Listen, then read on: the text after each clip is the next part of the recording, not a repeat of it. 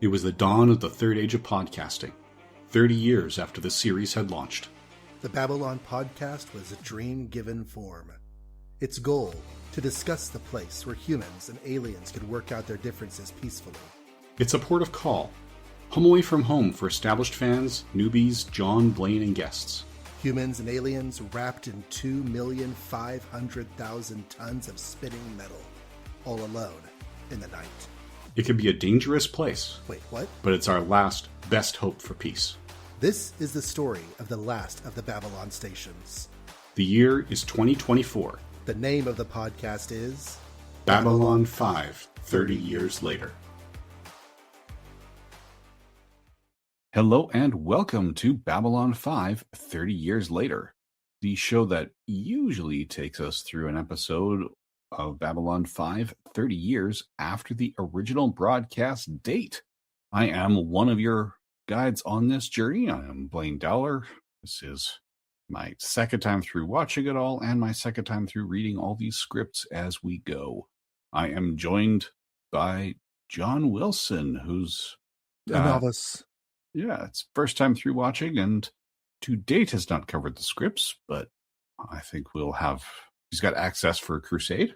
I don't know if novice is actually a very good term anymore since we are 4/5 into the main show. We're 80% through and so yeah. I just don't know everything yet, but I know most of it. Yeah, it's a first timer, and I find because we're doing this in podcast format, I suspect that you are picking up more details than most first timers do on the way through because you're thinking, how does this connect to that? Where do the things go in? It's one of the things I like about podcasting about comic books is a lot of times I'll read a comic and that'll be fine. But whenever you go back to that comic to talk about the details for a podcast, it puts together a lot more intricately in your brain. And back when I was doing those 90s Image comics, I actually got more out of the stories, as thin as they often were. I got more out of the stories by podcasting about them. Okay. Plus picked up some interesting fashion tips where you can fit everything that you need at any given time with you because so many pockets. So many pouches. Yes. But now we're doing space opera, except it's not today. It's email time. Right. Yes. Last time we said we might have to split this feedback into two parts. And I think we were wrong about that, John, but in a very, very good way. We might have to split it into free. Yes. Yes, we have. Which is pretty great.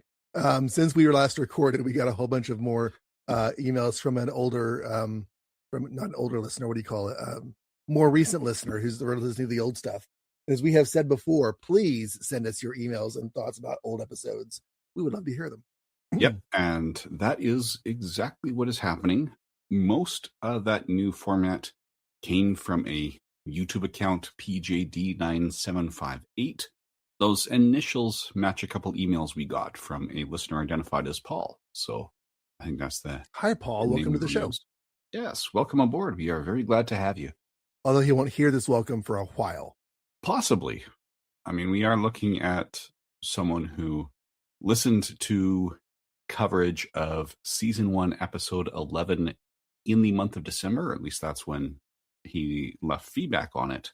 And then, as of the day of this recording, yesterday, December 27th, he left feedback on season 2, episode 16. Okay. So at the pace he is going, if he's able to maintain that, he might be caught up by the end of January. Well, we have a very tall stack, and it's just going to sit there and look at us and maybe get taller. So we should probably dive in. I will take Paul's message unless you wanted to take Paul's messages. I have no preference. And normally we sort these by the order of the episode, so kind of, joining our discussions together.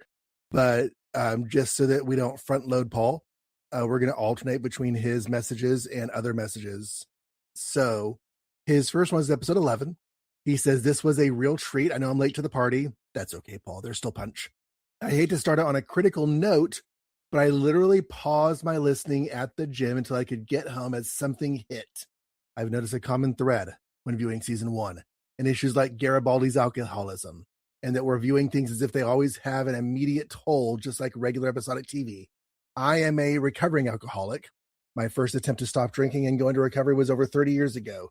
This round of recovery has been a long one, and I'm very happy and grateful for that. However, in my early attempts to quit, I thought that because I had stopped drinking, everything was copacetic and pretty much did what Garibaldi did here. I threw myself back into my work. I was sober for other people I had disappointed, though I had disappointed others when I had stopped in the first place, and really didn't deal with me, the inside me. And yes, I did fall off the wagon, though, like Michael, it was a ways down the road. I had mentioned some differences, but I can't really do so without spoilers of things not already alluded to. But I guess what I'm saying is I saw part of my real life experience mirrored here. And even in real life, one can stop drinking, but not really deal with the issue for a time. It never lasts, but it works in the short term. And these are folks who stop drinking that don't go to AA or other support groups and try to just do things on their own, unlike the folks at AA where the character research was done. Well, it's always nice to hear disagreement based in like experience and that sort of thing. I don't think either one of us has in-depth experiences with recovering from addiction or alcoholism or that sort of thing. I have people in my life, close people, who have done so, but I personally have not. So yeah, seeing the description of the situation here resonating with the experience for you, that's always a good thing to know. Yeah, similar. I have no personal experience with this type of addiction. I had an uncle who had an alcohol problem, but sadly never got to the recovering stage. So didn't have a lot of firsthand, at least not completely. He was trying, things like asking for, when he got diagnosed with depression, he asked for antidepressants that absolutely could not be mixed with alcohol, thinking, well, that will give me one incentive to not pick up the next bottle. But his wife refused to have dinner and not share a bottle of wine with her husband, so that antidepressant didn't last long, sadly. Oh, yeah. Yeah. Also, poor form. Uh-huh. Yeah, but the general unhappiness of the marriage was one of the things that drove him to the depression. That, yeah, that and survivor guilt, because he survived cancer and he was the only member of his cancer support group who did not have a fatal relapse. So there was a lot of the why me, not them. And coming from someone of faith, it's the what is the plan for me? Why was I more value to this earth than they were? Right. So, yeah, definite issues, which is right in line with what Paul is saying here. It didn't resolve properly until he dealt with the inside me. And that is something my uncle struggled with. So, yes, thank you for the feedback, Paul, and congratulations on your current success. And we are happy that long you're may it still rain. working. Yes. Yeah, there's people in the Star Trek groups who are doing their Enterprise Day when they're 1,701 days sober. Still haven't fun. Yeah, still haven't seen anyone hit their Voyager Day, but looking forward to it. Yes. Yeah, for listeners not that familiar with Voyager, their 1701 version, the serial number on that ship is over 70,000. So, yes. Unlikely to hit that anytime soon. Yeah. All right. Our next email is from John Georges, and it's in response to Twilight Struggle and Inquisitor. He did mention that he's got some spoiler adjacent comments. I did read them in advance, and I don't think he's skirted them, but in similar ways to the way we do in Giving Form to the Dream. So I don't think he's crossed any lines. So we'll read it all. He says, "Hi guys, a few thoughts on these two episodes. It's possible that some of these comments are spoiler adjacent, although I wonder if maybe John isn't reaching the series finale pretty soon. As we said, we're coming up on the season 5 premiere." Yep. I have watched in the beginning, but we have not yet recorded our discussion about it. Yes, and for those unsure, that was originally broadcast in between seasons 4 and 5. So John Georges continues, "It's cool that your recording schedule has now caught up with the original podcast release. Anyhow, in Long Twilight Struggle, when Londo is standing at the window watching the planetary bombardment, I wonder if the imagery was supposed to suggest the spiky design of the shadow ships. Or is that just coincidental with the streaks in the windows, since based on the narrative, I think the shadows were at the supply base and not at the Narn homeworld." He's talking about the shape of the mass driver weapons themselves. Yeah, and I think it would be coincidence because that spiky design, the spikes in the shadow ships move to a point of convergence, and the mass drivers are also converging on the center of the planet. So I think in both cases, you're going to have the these straight lines pointing to the middle. Mm-hmm. I think it's coincidence because you could have designed the shadow ships in a completely different way, but the mass drivers hitting the planet would have looked the same. Right. But possibly a happy coincidence and a Yes, conscious one. it is. I'd have to go back and look at it to see if they have them in like, the two clusters, like the two sides of the shadow ship. So they might Mhm. have leaned into it a little more. So in comes the Inquisitor. Sebastian makes a comment along the lines of, be a good Minbari, be compliant. Is that saying something about Minbari culture that should be noted for Form to the Dream? I honestly don't remember. I think, I don't see most Minbari as compliant. Maybe the worker caste. So, and I can't think of I what it would think be alluding to. compliant might be too strong a word, but there's certainly like, except for the warrior caste who seem more belligerent than anything else, there's a willingness to serve. There's an agreeability to them that people probably would look at derisively from time to time. Yeah. So yeah, it's possible, but I don't.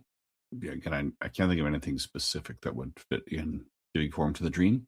And he says, also in terms of giving form to the dream, I think that it's worth noting that the Vorlons are willing to use torture to achieve their ends. It's also notable that the Vorlons had visited Earth in the 19th century, although that point pays off in the very next episode. Yeah, so we learned that piece about the Vorlons and what lengths they're willing to do. Although they might be keeping it at arm's length, saying, "Oh no, we're not torturing him. Sebastian is." Mm-hmm. Yeah, we've only really interacted with one Vorlon, and we don't really know anything about him. So the idea that there might be, quote unquote, mean Vorlons out there, that is new information. I mean, yeah, you called him him. We don't even know the Vorlons well enough to know if gender-specific pronouns make sense for them. True, although just inconsistent with the show. Yep. All right. So overall, I thought the Inquisitor episode was very good. I wonder if it finished just outside the top 10. I also noticed that the episode featured a lot of close-in headshots, which I wonder if that is characteristic of the director. It could be characteristic of the director. It could also be for the intensity. I think it was Charlie Chaplin who said that the difference between comedy and drama is distance. So if a woman breaks up with a man and slaps him, and you film it in a close-up of the man's face getting slapped, it's drama. But if you film it from across the street, it's comedy. Right. So, I'm familiar with the concept. I don't realize it's Charlie Chaplin that might have said that. yeah. And then John George's last paragraph here is, in terms of episode order, I agree that Comes the Inquisitor needed to come after Long Twilight Struggle. I also wonder if Comes the Inquisitor was a bottle episode. After blowing the special effects budget in Long Twilight Struggle, I wonder if Comes the Inquisitor helped balance the budget with limited sets and fewer special effects. Yeah, I'm pretty sure it would have. And also, limiting the special effects means buying the effects team time to work on Long Twilight Struggle and our season finale as well. Mm-hmm. Anytime they're not spending on episode whatever, they can put into the big ones for the season. Yes.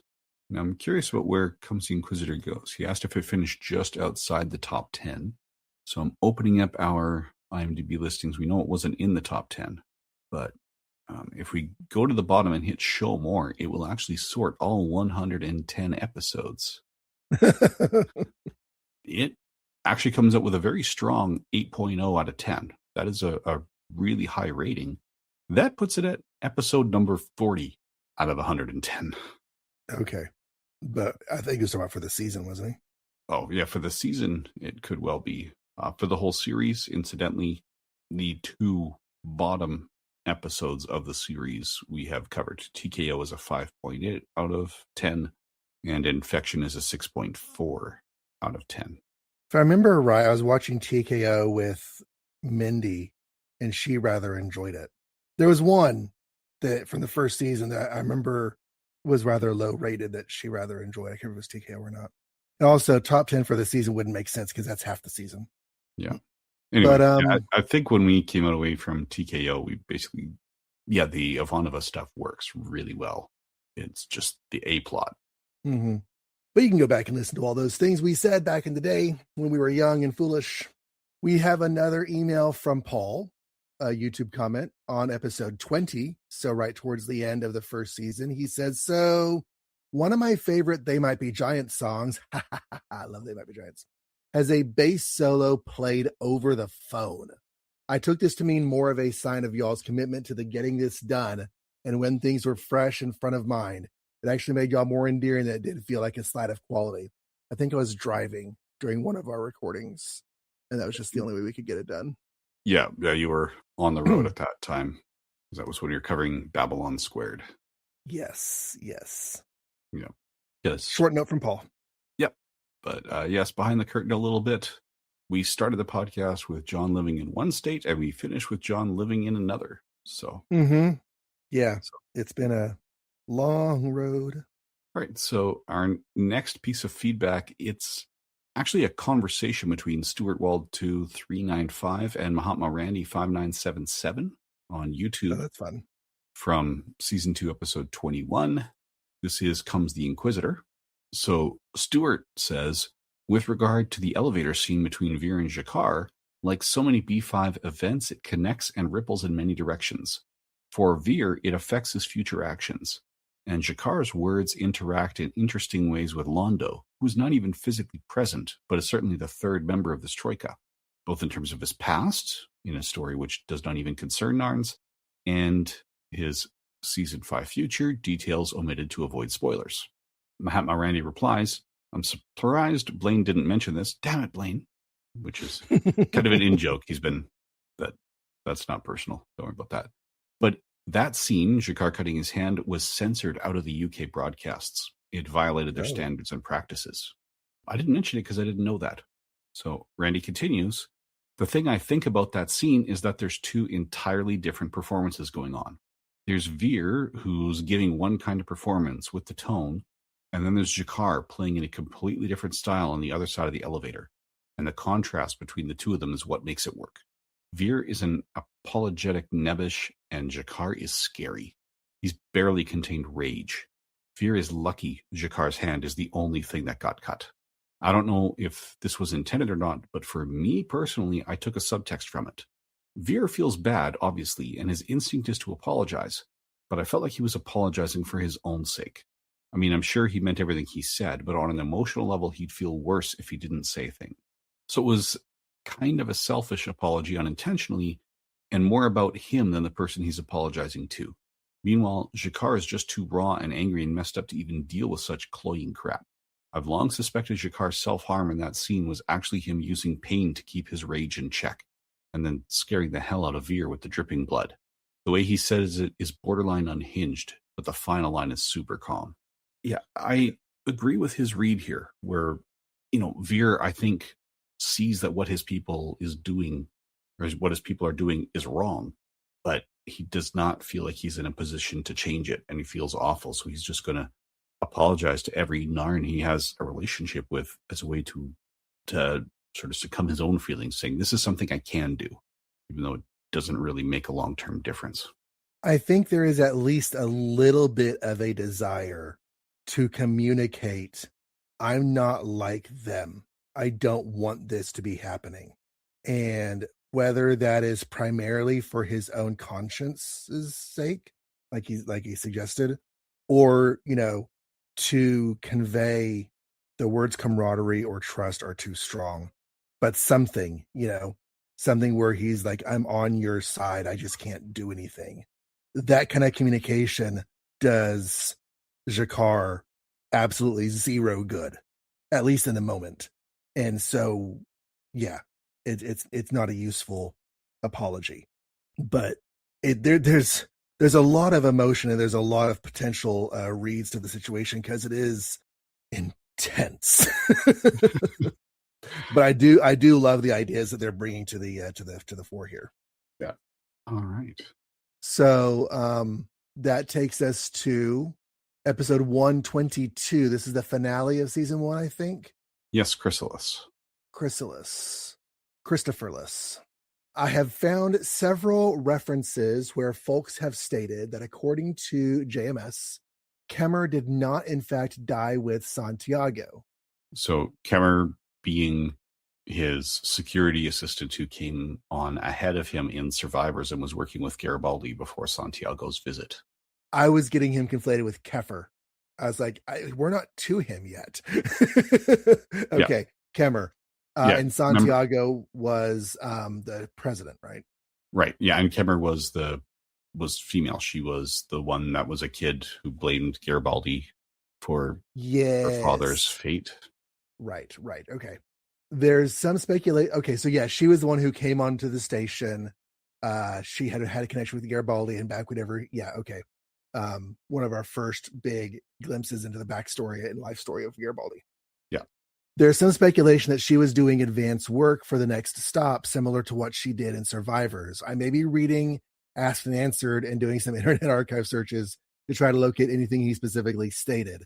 The speculation of this was discussed during the episode rather than Survivors to keep it spoiler free. Yeah, because we had wondered, since she was in presidential security, could she have gone down with that ship? It was a speculation we had along the way. So he's just giving a possible alternative. Since it's not actually addressed on the air, all we can do is find comments that he might have made along the way. Yeah, and I don't remember running into any of them in the Asked and Answered books. I have now read almost every page of them. The only ones I haven't read are the ones specific to the content we haven't covered yet. So season 5, the made-for-TV movies. So I'm read the entirety of the first 4 volumes, and I'm most of the way through volume 5 because that covers from season 2 to the B5 movies, but omits Crusade. I am working Crusade books too. So probably the best bet to look for that is jmsnews.com. It's a website that's trying to archive every Usenet post JMS made. So if it's somewhere, it's there. It's organized by date, though, so that might make it a little hard to find something based on content. There's a scene in a show where they're trying to find information about a particular pet from a pet shop, and it's a mynah bird, and she's like, they're organized alphabetically. He's like, then look under M for mynah bird. She's like, no, they're organized by the pet's names. And like, we're gonna need more coffee to get all this done. Anyways, okay. All right. So next we have Mahatma Randy 5977's reply to or comments on Comes the Inquisitor. So he writes, being as I'm a Christian, it's possible things may have read a bit different in my head than they did for most people. For instance, Blaine said that he thought Jack was still religious. I didn't really get that sense. Yeah, I would say that Jack still believes, but it's a highly distorted view. Anyway, Randy continues, when he says they opened his eyes and showed him the error of his ways, that felt like he was admitting a spiritual defeat. Yes, the Vorlons had been to Earth. The Vorlons had been everywhere. The Vorlons made it feel to me that everything he believed was wrong. It plays a bit like the Apostle Paul, who initially persecuted and killed Christians, having a vision of Jesus on the road to Damascus. Paul is told the error of his ways, which was pretty much everything he believed in, and becomes an apostle. Granted, he still views things in a religious framework, but I mean, that's the habit of lifetime. Still, I think meeting the Vorlons stripped his faith from him now, and his quasi-religious outlook is just a metaphor. That could be. I remember, and I don't remember the details because it's been a minute. I remember disagreeing with some of the things you said on that episode. I was listening back to it, but in the moment, I may not have said anything because I didn't want to belabor the conversation. But yeah, I don't know if he is still religious. And also, he is in the present day after hundreds of years of life, looking back on his previous life. Was he describing himself as religious when he was still a murderer, or is he describing himself as religious now? Yeah, he said he had been religious. The Vorlons showed him the error of his ways, and I felt he was still driven by a type of faith, maybe distorted. Maybe I don't remember if I said this part, but I always thought, well, maybe he had, connected the Vorlons more directly. Actually, I'm sure I didn't say this because we hadn't seen the season finale yet. I could say this now. I was wondering if his faith in the Judeo-Christian God had been transferred to the Vorlons because of the way they appear when humans look at them. So that might be part of it. The fact that we hadn't had that reveal that comes in the next episode kind of limited the amount of detail I could have gone into. Right. But yeah, okay. I felt he'd gone from the Judeo-Christian worship to maybe Vorlon worship. But at the end of the day, in my last watch, though, I did not see him as being a religious person still, but more just consumed with the parts of his mind that made him the kind of person he was, just no longer in a still a streak of sadism, but no longer, unrestrained and loose and diabolically violent. All right. Randy continues. That said, he does paraphrase Jesus himself when he declared to Lennon Sheridan worthy. Greater love hath no man than this, that a man lay down his life for his friends. John 15:13. That's John with an H. In fact, when I first saw this a few months before it aired in the US, I had to look up the passage to make sure I remembered it right, because JMS's edition fits so closely with other things Jesus says elsewhere. Not for millions, not for glory, not for fame, for one person in the dark where no one will ever know or see. Of course, JMS added all of that, but it's consistent with Jesus's repeated emphasis on doing good works and praying and whatnot in secret, avoiding praise for that kind of thing. If I have a point, I suppose it's just that I really appreciate JMS the atheist's knowledge of the Bible and his ability to use symbolism and concepts respectfully and without beating people over the head with it.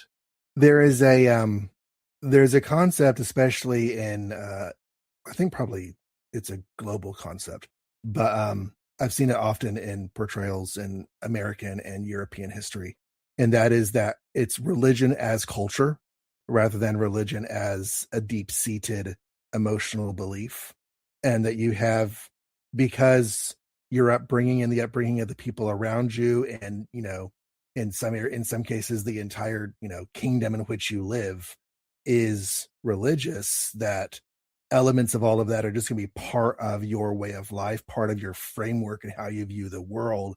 And so you are a member of that faith by default rather than by conviction. And so elements such as familiarity with scripture and all those kinds of things are just part of your upbringing and life education.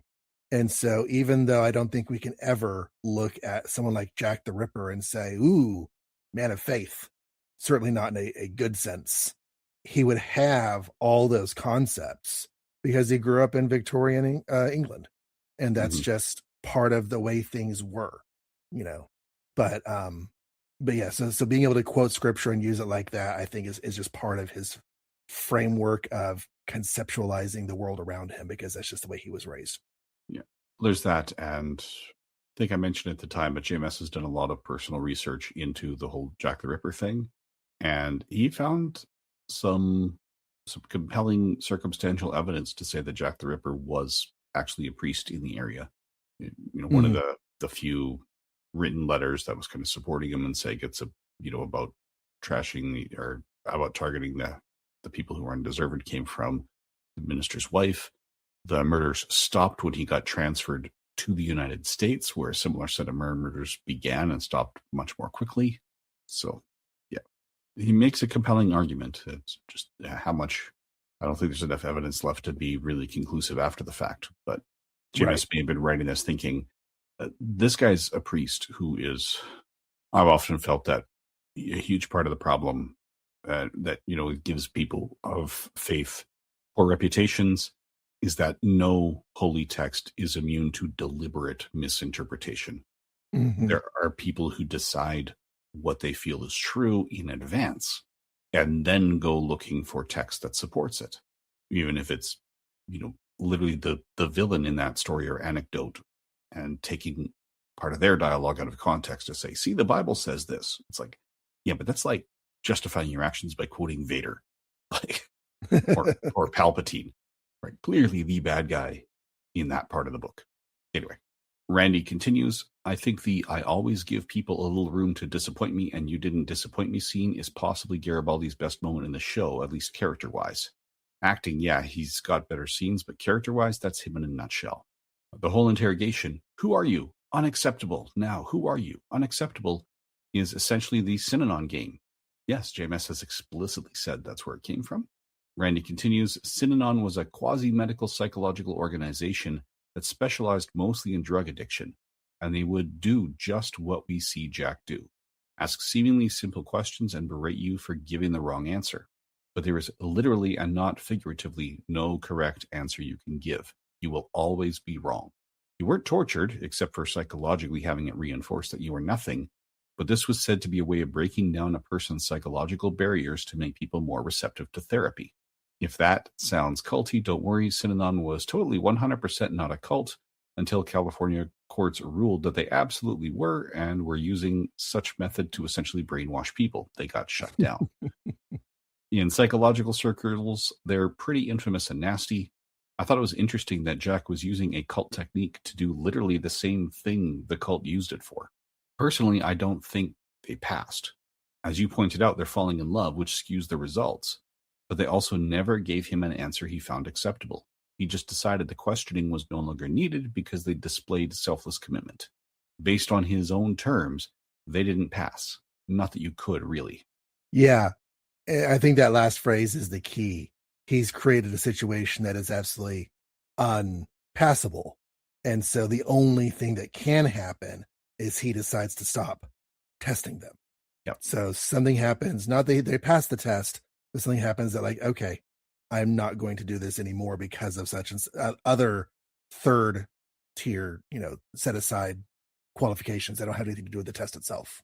Yep. So Randy continues, my headcanon for why Jack the Ripper was that the Vorlons don't think of as humans do and needed a human to judge us accurately. And what better judge than a guy who was willing to kill for infractions of a moral code? So they picked him, and presumably he's been torturing failed messiahs to death for centuries. I mentioned elsewhere that I felt he'd lost his faith. I'm sure meeting messiahs and being let down by every one of them led to that. It's pretty twisted. And by twisted, I mean a phrase that we try not to avoid a level of profanity on the show, that they basically have found a serial murderer to employ as a sadistic torturer for centuries. Like that's not a cool move, bro. That's messed up. Yeah. And I'm also wondering, does Jack or Sebastian get any downtime? Do they put him right back in cryostasis as soon as he's back from doing this? So is it just, we're taking you, torture and torture and torture and torture? I mean, presumably he has time to eat and sleep because we didn't see him do either here. The cryo might take care of the sleeping part, but he's got to eat. Well, they had him watching Star Trek for a while, but he got to Wolf in the Fold and it's like, no, I'm done. Just put me back in. I do not sound like that. I am not Piglet. So Randy's other comments on this one. Because I grew up on the Twilight Zone and perpetual cheap 60s SF series, I loves me a good Limbo set. That's a set lit in such a way that you can't see the walls and the floor just disappears into darkness, giving the feeling that the space you're in goes on forever. Trekkies would most likely be familiar with the TOS episode The Empath, which makes good use of this, but a lot of genre shows used it a lot.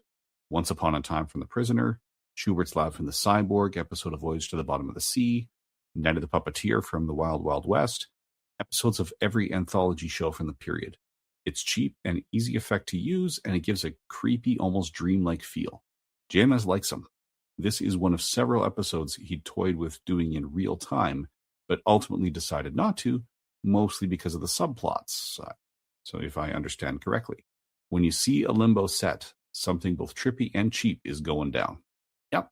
And we do get a really good Limbo set for stuff that takes place in real time coming down the road. That's all I will say now. John and I have recorded that one, but listeners haven't heard it yet. Yes. Okay, and Randy's last set of comments on this episode. Okay, lots of comments about this one, so I'm not even going to bother with even pretending to feel bad about monopolizing the comments page this time out. By the way, if you read my responses in your next mailbag episode, you can just leave the number out. I'm the only Mahatma Randy there is on YouTube as far as I can tell. Anyway, getting started. Wayne Alexander, the Inquisitor, is an amazing actor and part of the B5 Alien Repository Theater, playing Narn, Drazi, Marcab, really anything that covers the face but requires expression, as well as, too, it would be a spoiler to mention now. I like picking him out by his voice.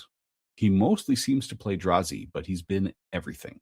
This is his only human role on the series, and he's a phenomenal actor. I'm really mystified that he didn't go on to have a much bigger career. Yep, agreed on all points. So, He was, yeah, he was an intense part of the show. He did his role very well. He's just a kind of a gross role. Yep. So that takes us to the beginning of season 2 with Paul. This is the season 2, episode 1. He says, so with Babylon 5, I was initially drawn in to watch The Gathering because I knew Peter Jurasik was in it, as I really was a major Hill Street Blues fan, and Sid the Snitch really was a great character. PJ played him up, I think, beyond the script, but The Gathering really didn't hit me. I was kind of meh on it. Not bad, just not stellar. Okay, exactly my reaction to it. Pretty much every time I've watched it.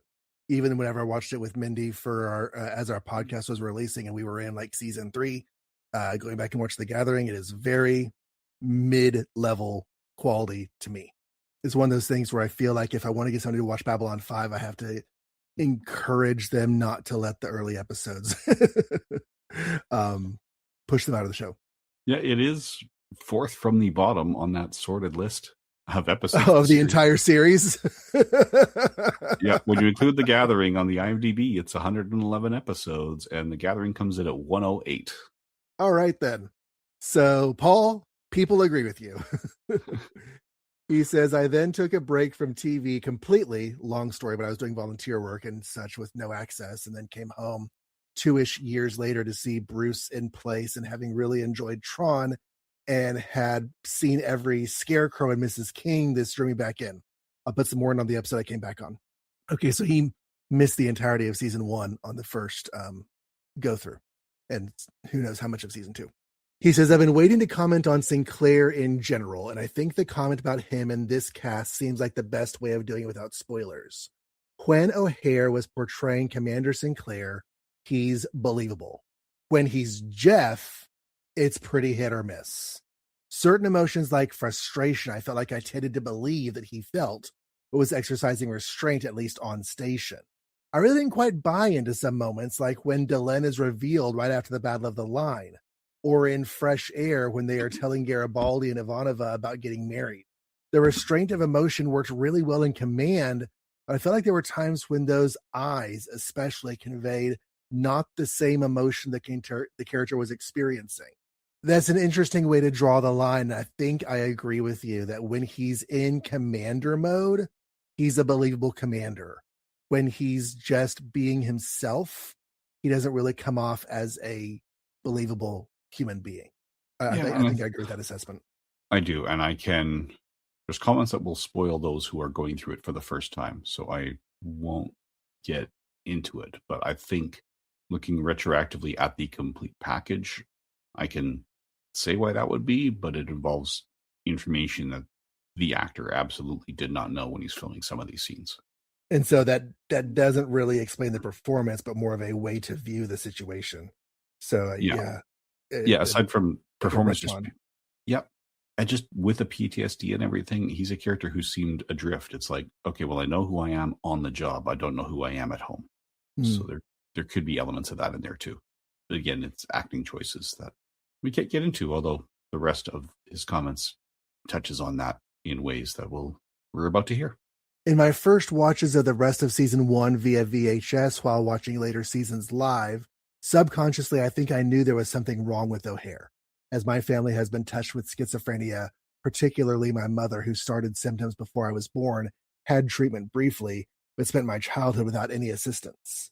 Looking back, I can see some moments of similarity of that paranoia and fear, even in what should be joyful moments. Also, this is the character with severe PTSD driving a death wish, so him being by the book emotionally in command seems a contradiction.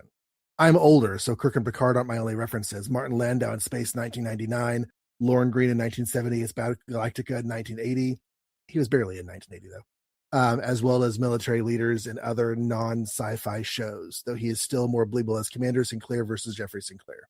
Yeah, I think we tend to draw the Kirk and Picard comparisons because Babylon 5 and Star Trek are so overlapped in our heads. But yeah. Yeah. I mean, I vaguely remember watching Battlestar Galactica. I want to say it was new, but it had to be in reruns most likely for a good chunk of that because it premiered around my first birthday. Mm-hmm. So I know I was watching it, but it could have been reruns when I was 3 or 4. And as for 1980, yeah, Lauren Greed might not have been in that much, but it might be more than he wanted to. How that show turned out. Well, I remember in 2000, I guess it was 3 or 4. Yeah, because it was during the first season. My father-in-law at the time came to me and said, "Have you been watching the new Battlestar Galactica?" And I said, "No, I have not." He's like, "You're gonna love it. You have to watch it." I said, "Okay." And so I went home and watched Battlestar Galactica, the original, all the way through, and then 1980 all the way through, and then sat down with the 2003 miniseries and watched that. So I've seen it all. I'm familiar with Lauren Green's performance on there, and I do, in my memory, find him more relatable and believable than Sinclair. But but yeah, that's just the way my brain works. It's like whenever my friend in the 2000s recommended Green Lantern comics, so I started with All American Comics 16 and worked my way forward from the 40s. Yeah. So, question is, had you known that the 2003 Battlestar Galactica started as a way for Ronald D. Moore to use the ideas he wasn't allowed to use on Voyager, would you have rewatched that? Rewatched Voyager. Yeah. I have not ever seen all of Voyager. I'm hoping that I get through it all with the current watching I'm doing along with our show. Okay. But no, probably not, because it's story ideas and actual stories not necessarily connected. So yeah. All right. Our next email comes from Scott McFadden about Comes the Inquisitor. Scott He said, McFadden. yes. He says, "Hi, fellas. I think I agree with the impression that this episode seems like a bit of a, well, letdown isn't quite the right term, but something surprising coming after the momentous events of the previous episode. It feels a bit more low stakes, although I suppose in the grand scheme of things it really isn't. And maybe we needed something of a respite before reaching the season finale, which promises to be a biggie. Two things stand out in my memory when I think of this episode. The first is that amazing scene between Shakar and Veer, where the former cuts his palm open and accentuates each drop of blood with the word dead. It's a starkly effective way to demonstrate how hollow Veer's apology is, more effective than any extended speech could ever be. It's one of those Babylon 5 scenes that have stayed with me since the day I saw it. The second thing that stands out is the final revelation that Sebastian was really Jack the Ripper. At the time this episode originally aired, I was somewhat fascinated by the Ripper murders and had read a bunch of books about them.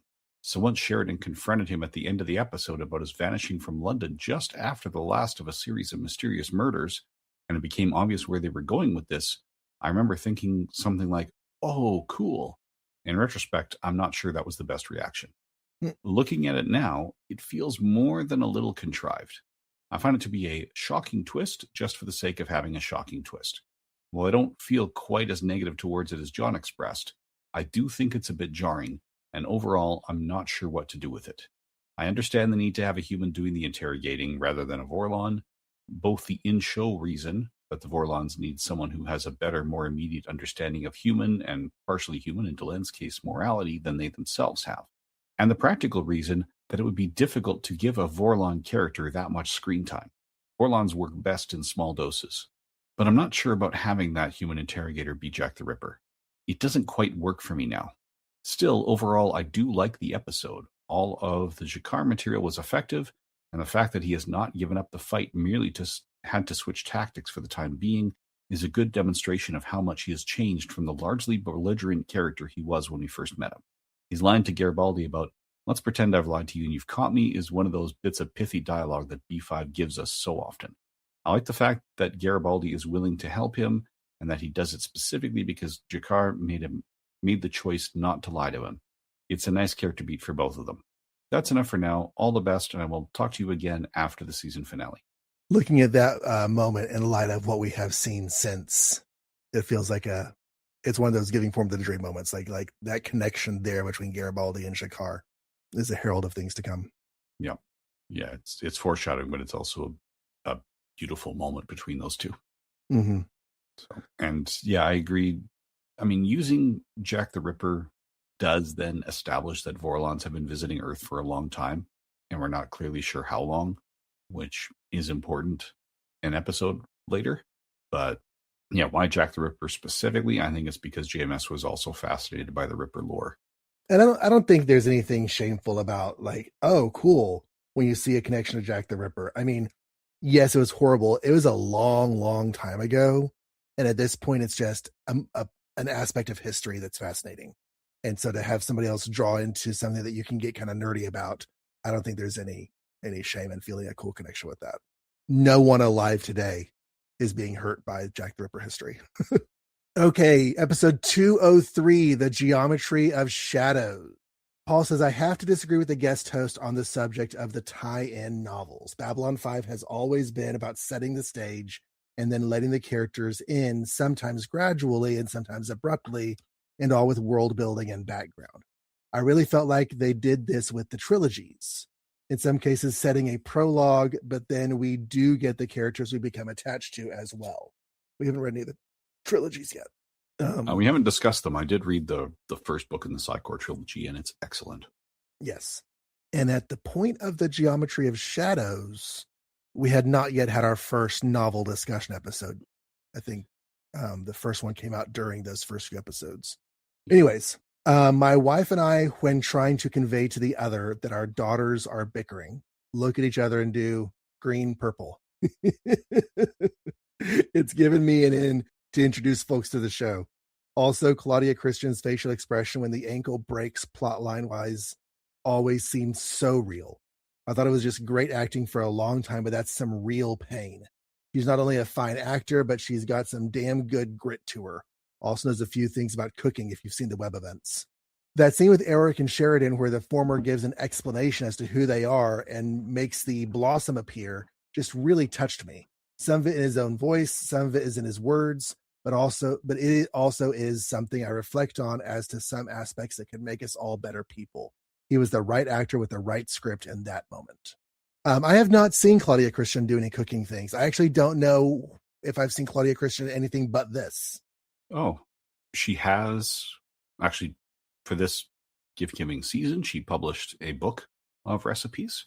And I've seen her in a few things. So again, I watch a lot of murder mysteries from the 80s and 90s. In the past few months, I've gone through the first 8 seasons of Matlock. I've watched Jake and the Fat Man, which we will discuss in more detail later. I'm almost done season 10 of Murder, She Wrote and season 1 of Diagnosis Murder. You watch enough of those shows from the 70s and 80s and rewatch them now, and you will see a lot of familiar faces because murder mysteries tend to have a large revolving guest cast because you need your victim, you need your killer, and you need your other suspects and supporting characters. And so you need a lot of people every episode. Yeah. So I've seen Claudia Christian in several of these, possibly even a Columbo. In fact, I was watching one yesterday with Kate Mulgrew on Murder, She Wrote. She shows up all over the place. Yep. I also saw Jerry Ryan on Matlock a few weeks ago. But yeah, there's a lot of these. And I mean, if you really want to see B5 people, there's the aforementioned Scarecrow and Mrs. King, which has an episode guest starring Peter Jurasik, who I also saw.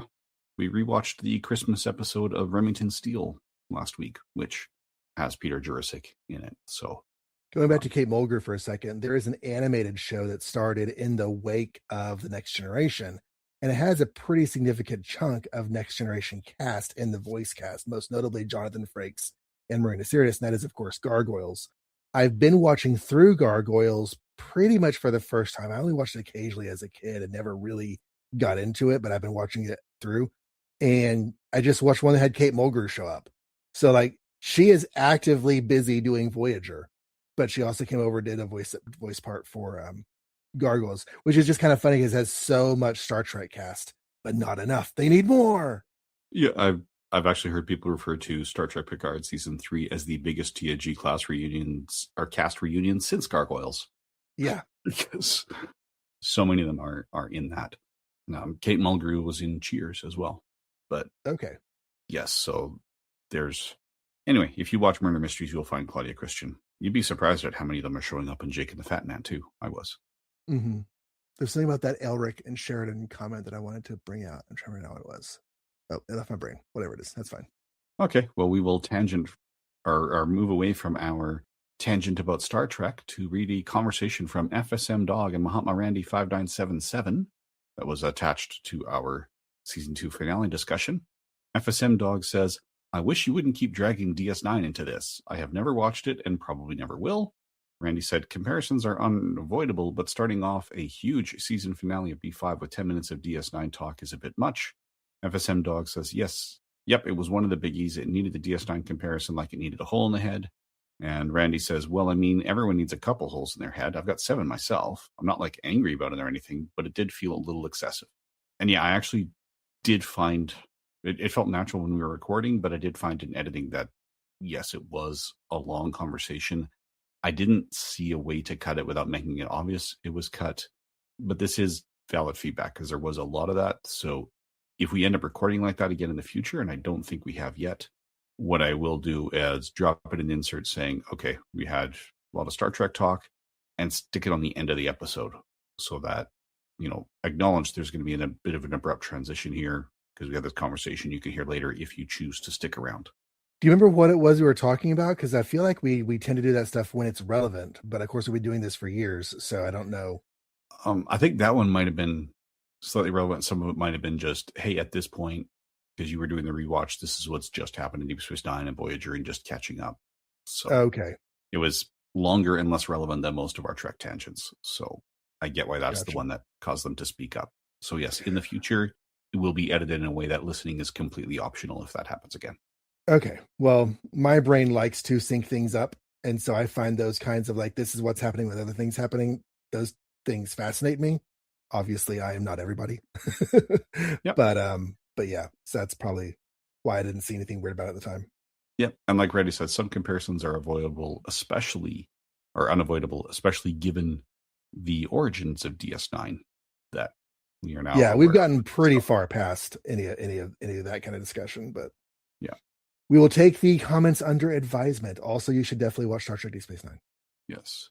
I do think Babylon 5 is better, but I do say DS9 to date is the best live action Star Trek. Prodigy might actually be giving it a run for its money now. In the live action category? Well, Prodigy might be the best Star Trek. But Gotcha. All right, so that takes us to episode 4 of season 2. Paul says Russ Tamblyn is the father of Amber Tamblyn, who played the titular role in Joan of Arcadia. I loved Joan of Arcadia. That was such a good show. And it came out in a time whenever my relationship with Faith was mutable. And so, yeah, I really enjoyed that. He says, I would need to do a rewatch, which sounds like a pretty cool idea right now to see if they had any scenes together, but I think it's very likely given the format of the show. Sometimes it's not take your daughter to work day, but take your dad to work day. We are star stuff. This is a phrase that you can go to Redbubble and get prominently on gear. It's not a new idea. It's not even exclusively non-theistic, as the Latter-day Saints believe that the creation of the earth and planets, etc., was taken and molded from unorganized matter into the shapes of planets, stars, beasts, and people, etc. My youngest has a laptop case with it on it, and thinks I found it because of one of her favorite animated films, the very much underrated Wish. Disney film, no princes, strong female, and yes, it's a musical, but has a weird star stuff song. But it has some B5 attributes on it she hasn't noticed yet. It's something I know I need reminded of, as sometimes seeing some other humans as alien creatures that there's no way I have anything in common with, being reminded that they are star stuff too. Also, the look on Sheridan's face of wonder when he states that she has a special relationship with the universe always felt heartwarming, as you saw a breakdown of a wall, a sign of the major step in de-othering. So Ivanova's reply, don't we all, does something I can't describe other than the you and laughter that hits me every time, no matter how many times I see it. I always love the idea of de-othering over othering. It feels really difficult right now sometimes to see some people as anything but a them rather than a part of an us. But it's something to try to keep in mind. And I will chime in to say that, yeah, I think Wish is a better film than its popularity would indicate. I don't know if I heard anything about it except I was watching a lot of things on Paramount Plus at the time, and they tend to be repetitive in their ad runs. And I got a lot of Wish ads. So like I heard about it from that, but I don't know how much I actually heard about it anywhere else as far as, marketing and such goes. So it kind of went by me.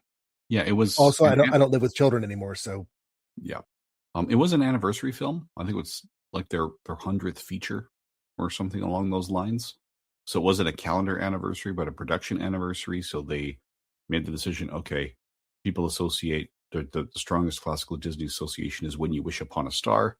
So let's make a movie about wishing upon a star and take it in a very different direction than we did earlier.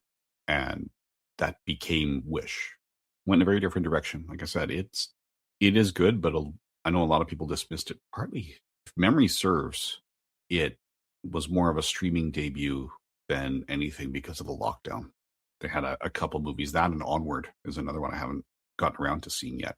That kind of got buried because they didn't get the big theatrical releases. So I well, think Wish came out in 23. Okay. You think maybe it was held over for a couple years, or that? Yeah, maybe, or maybe I'm thinking of Raya and the Last Dragon that got buried, which I also haven't seen. But yeah, there's some. I heard a lot of good things about that when it was out. But again, I don't live with kids, so my impulse to see animated films is not nearly what it was. No. All right. So Mahatma Randy's next comment is also attached to the season 2 finale, The Fall of Night. So he says, I always took Sheridan's speech in the mirror to be him just venting. He ends up saying it's the thought that counts, which indicates that those are his thoughts, not what he was going to say, just what he wanted to say. He's a captain. He's had diplomatic experience prior to B5. He knows how the game is played. He would have just said something frothy and meaningless, and that had been the end of it. Certainly, he wasn't going to say anything that would piss off EarthGov so much that they'd remove him from command, since his position is vital to General Haig's covert network. Sheridan falling from the core shuttle and Kosh catching him was just the coolest hard science or nearly hard science thing ever seen on TV up until that point. It also confused a lot of people, even though it's clearly explained in the episode. Why is he taking so long to fall? So yeah, I'd agree with both of those points. So JMS said that's the speech he was going to give, but that wasn't really the way it felt when I watched it. Randy continues, I love that Kosh is an angel, which has been foreshadowed from early on. We've heard wings rustling during some of his off-camera appearances when he shows himself to Delenn, for instance. From the audience must understand what's going on perspective, angels make sense, as all the Abrahamic religions, Buddhism, Hinduism, Zoroastrianism, if you've got Nike, the goddess of victory, winged humans or humanoids are almost but not quite universal in human religions, so it makes pragmatic sense to depict him that way. I too find it interesting that Kosh doesn't appear as any specific human angel, though I doubt most people could identify one. I mean, if it was the angel Michael, the only way I'd know it is if he had a sword. I would only know that if he looked like John Travolta. But honestly, I don't think there's anything other than jokes. Like, unless they said it was Michael, there's nothing identifying about Michael. Yeah, we don't have pictures. But my hunch is that it might have been too specific. It's perfectly okay to appropriate gods and divinities for your SF shows, but shows generally make a point of not using gods anyone still worships. Odin and Zeus are fine. Shiva and Amaterasu probably aren't. That's true. Hollywood doesn't make that distinction. Final Fantasy fans have been asking Shiva to do their bidding for decades now. Mm-hmm. That's a hunch. I don't know. I also still don't understand why Londo didn't see anything. At the time, I read it as he did see something, but just didn't want to admit it. But JMS did confirm that he really did see nothing. So, yeah, I don't get it. To me, I wonder if that's tied to belief in a higher power, and Londo has fallen so deeply into cynicism, he has no such belief, which is a funny comment coming from an atheist, but still. I don't think that you need cynicism to have problems with your faith. I think that's more of a correlation than a causation kind of situation. I'm not entirely certain that Londo has ever really had much in the way of faith. The gods are just kind of there. He has them. He has their idols. But other than like the rituals that observe them, he never refers to them. So I think that he is not a person of faith. What the converse of that would then be is why so many people did see him and there weren't more that didn't. Because if it requires belief in a higher power or faith in the supernatural or some level of acceptance of divinity, there's a lot of people in that station that don't. Yeah, that has been established. So it would have been nice if they had some conversation where just acknowledged that Londo wasn't the only one who saw nothing.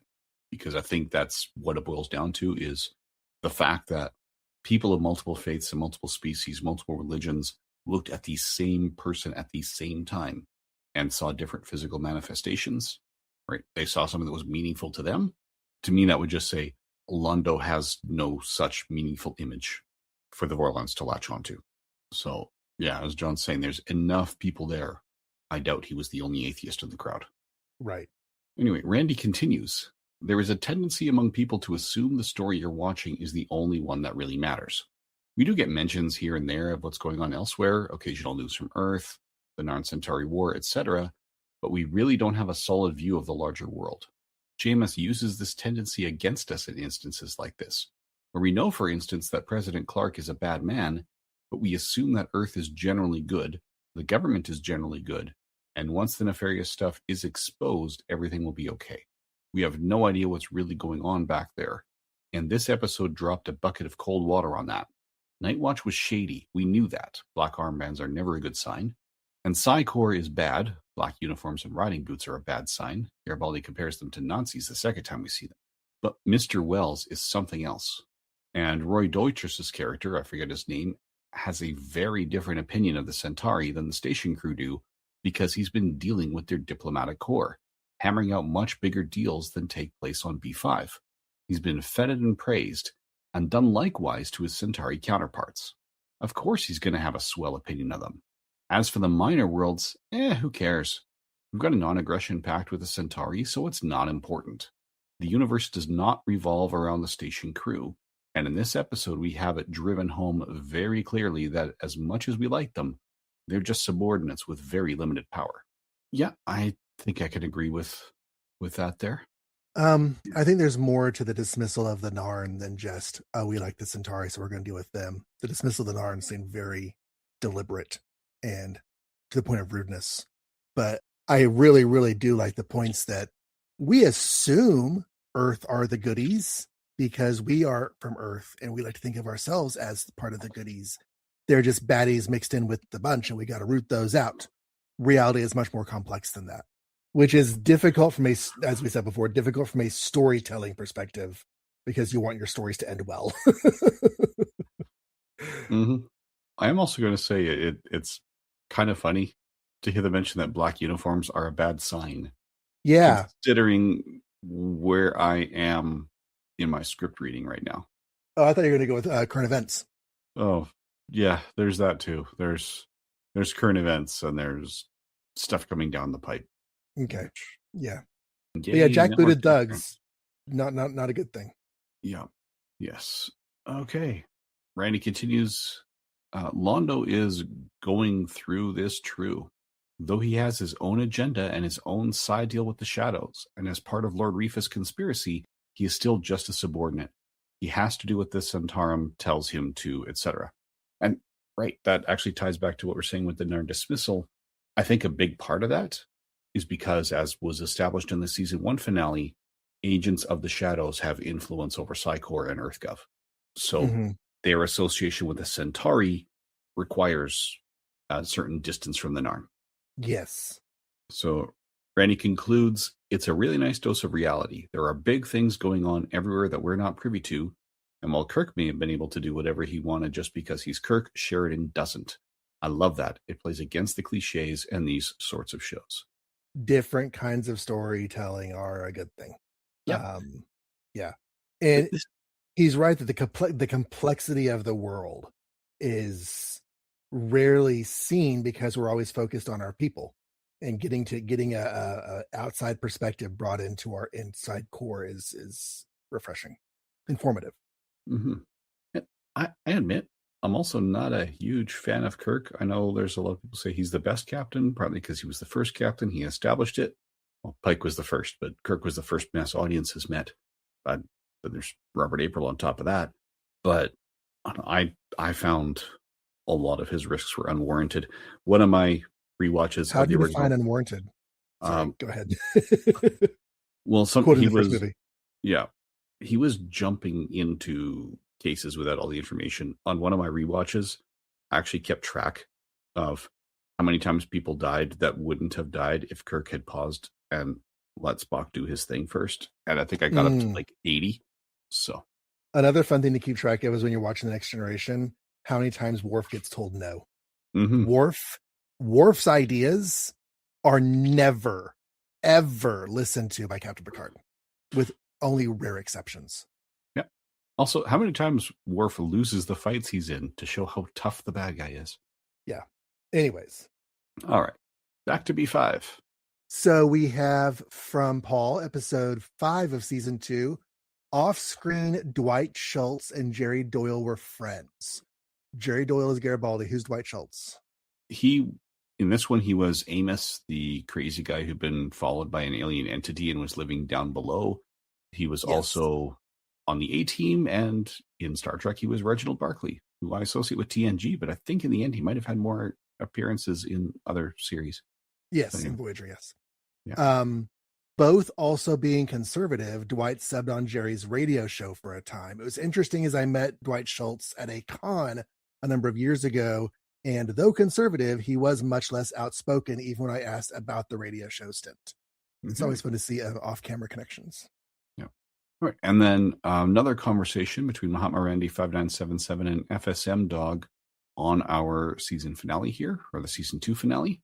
I like that they're like interacting so much. So do I, yes. Randy says, regarding the seeming prescience of this show and the political climate of 2025, it is unnerving. And it was intended as a warning, but it was also heavily echoing the lead up to World War II. I mean, this episode even has a character say, the treaty will finally let us know peace in our time, for gosh sakes. But the status quo is always changing, and every system falls apart eventually due to corruption or ineptitude or innocent bad luck, and power vacuums beg to be filled. There are only a handful of patterns by which people who want power can get power. So once you let go of the bowling ball down the lane, it's really not too hard to figure out where it'll go or how it'll get there or what happens when it arrives. FSM Dog says the Chamberlain reference was deliberate. Randy, I'm afraid I don't quite understand. FSM Dog, peace in our time was a Neville Chamberlain quote, the UK PM pre-WW2. Randy, yep, that's what I was referring to. There's a lot of direct quotes of lines from history in the show, including one, no spoilers, much later in the series when a guy accidentally says a historical line, then realizes he said it, and that's all I'll tell you. No spoilers. Have you and I seen that part yet? At least one of them. I try to remember if we've seen the other one. That happens more than once. Yep. We can't say right now. That's fine. Yeah. Yeah. And of course, when you're writing a show and not actual real people speaking spontaneously, you can put that stuff in there. Things like, we'll finally have peace in our time as a deliberate reference.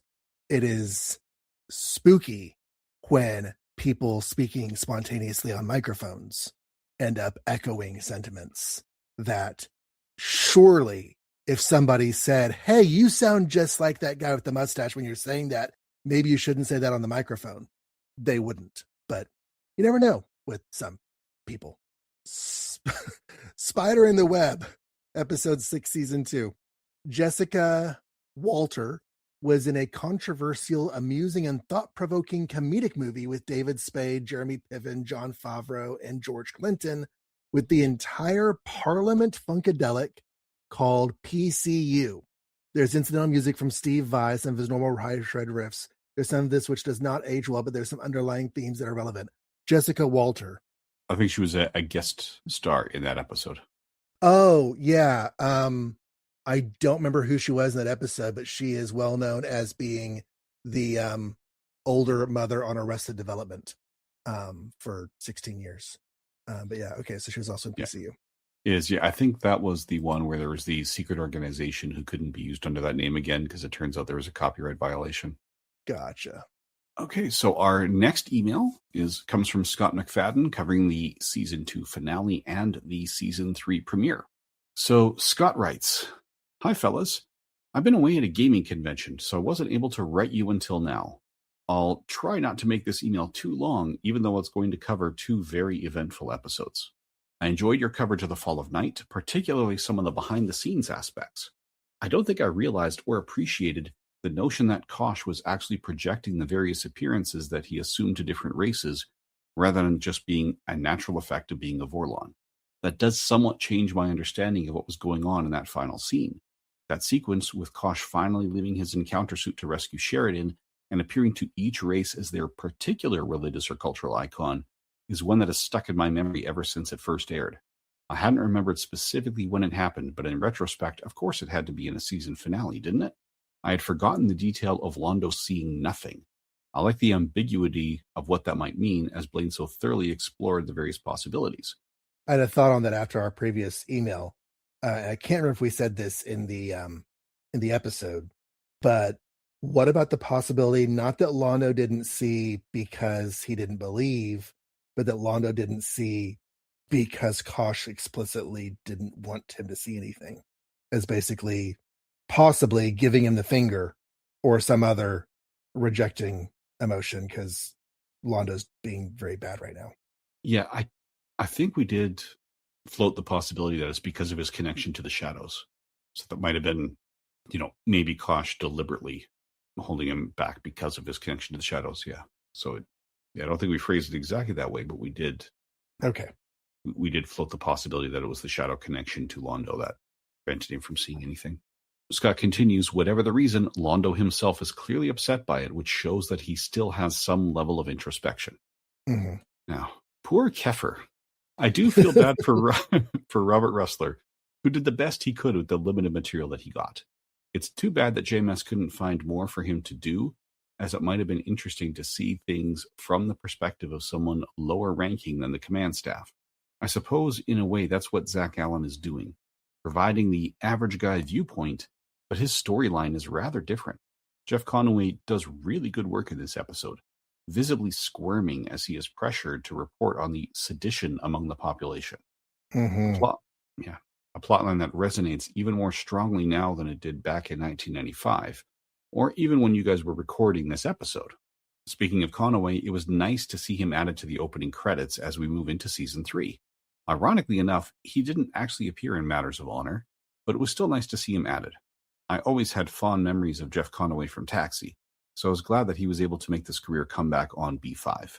Yeah, my childhood associations with Conaway are more from Grease because it was one of my sister's favorite movies growing up. And when people are that age, you tend to watch the same thing over and over and over. So we would take turns picking the movies we were going to watch because it was one TV. So when it was my sister's turn, we watched a lot of Grease and Oklahoma. And when it was my turn, we watched a lot of Ghostbusters and Superman 3. I have not seen a lot of Taxi.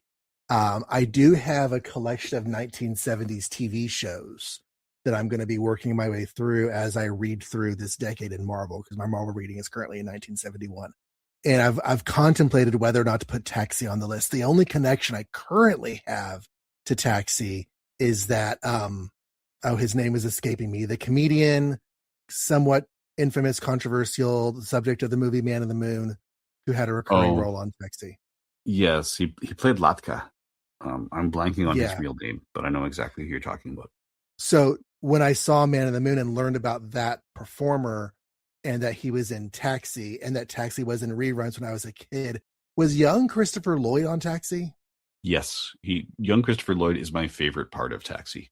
Okay, so I know nothing about the actual show other than what you might draw from the name and those specific elements. So I've wondered if I should put it on because I just don't really know it. Whereas other shows I'm watching, I had some affinity for.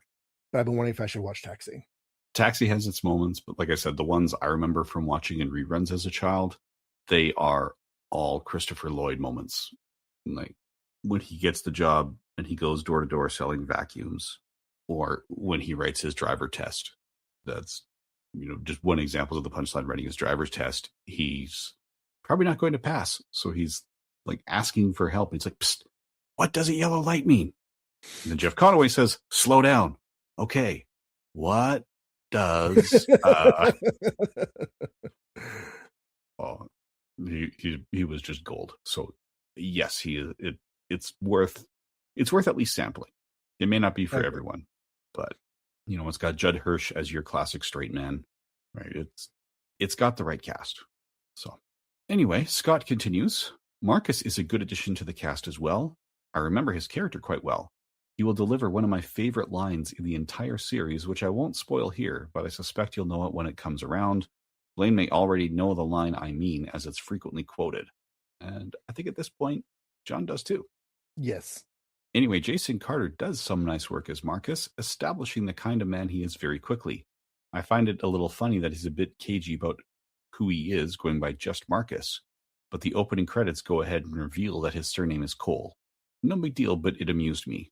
And with that, you're pointing out that was there, and given what we learn about him in the novels that people haven't heard coverage from, there may be more to that. I maybe should have flagged that in Giving Form to the Dream, but I hadn't read the novel yet. So I missed that one. The White Star is a cool ship, but even cooler is what Sheridan is able to do with it. His figuring out how to take out the shuttle vessel by opening a jump point within hyperspace confirms him as a clever strategist with a flair for doing the unconventional. Between Ivanova's Christmas Hanukkah gift and a fragment from the Black Star, and Sheridan's reply to Delenn about the hopelessness of their situation, with all due respect, I've heard that before, we've been reminded a couple of times of Sheridan's ability to use unconventional tactics to defeat a superior enemy. Here he does so again. It's a nice callback. There's a lot more that I could say about both of these episodes, but I don't want to keep you too long. I will just say that I remember season 3 as being perhaps my favorite. So I'm looking forward to experiencing it again. Take care, Scott. Yeah, seasons 3 and 4 are really strong. I'd be hard pressed to pick a favorite of the two, but I might lean to 3. I think I would lean to 3, but that is not at all a slight on 4. Yeah. Okay. 4 coming in second here is like, coming in second in a beauty pageant. Like, mm-hmm. And as we've talked about, season 3 is when Babylon 5 got to be the most Babylon 5 it could be. And they just, everything that needed to happen for the show, there was no interference or such. All right. Paul is talking about episode 9 of season 2. So he's the coming of shadows. Yes, we had the geometry. Now we're coming. I hate whenever geometry comes after me. I definitely see the connection that has been made between ancient Rome before the fall and pre-Morden Centauri. But I feel there's some other real-world analogies that apply just to Mollari. That romanticization of the glory days, but watering down of the atrocities and the blood of getting there, and even the surprise of the sight of that first blood. One example being the folks who seem to buy into the lost cause vision of the Civil War Southern U.S., or followers of Putin who seek the glory days of the Soviet Union, though Putin himself is definitely more Rifa than Mollari. But really, there are countless numbers of these. The South is really where my mind went during this episode when I first saw it. Not to belittle your examples, because those are good examples, but also in addition to that, I think that the reminiscing for the glory days and glossing over all of the bad stuff is a very, very common human trope.